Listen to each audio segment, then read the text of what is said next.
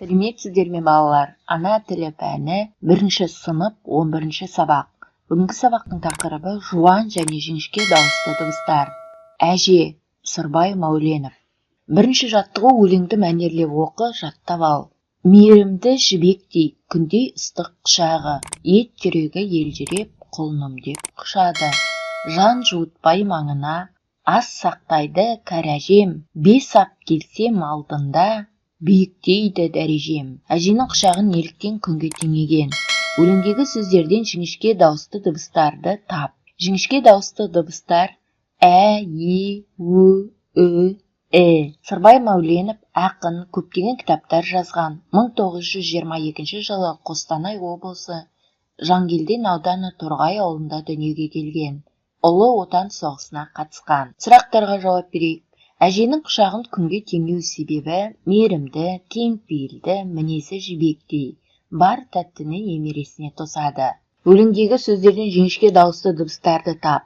Мейірімі жібектей, жүрегі елжіреп, кәрі әжем, 5 келсем биіктейді дәрежем деген сөздер жіңішке дауысты дыбыстар. Өйткені бұл сөздердің ішінде жіңішке дауысты дыбыстар кездеседі. Сондықтан сөз жіңішке айтылады. 2-ші жаттығу. Нүктелердің орнына тиісті әріптерді қойып, көшіріп жаз. Күрек, бүркіт, көбелек. Міне осы сөздерді балалар жазып аласыздар. 3-ші жаттығу. Жаңылтпашты тыңда. Әсел ән салды, әжесі тамсанды. Әсет аң салды, атасы тамсанды. Қай сөздерде жіңішке дауысты дыбыстар бар? Әсел, ән, әжесі, әсет. Міне осы сөздерде жіңішке дауысты дыбыстар бар. Бұл сөздер жіңішке айтылып тұр. Дәптермен жұмыс з әрпінің бас әрпін және кіші әрпін көркем жазғастар.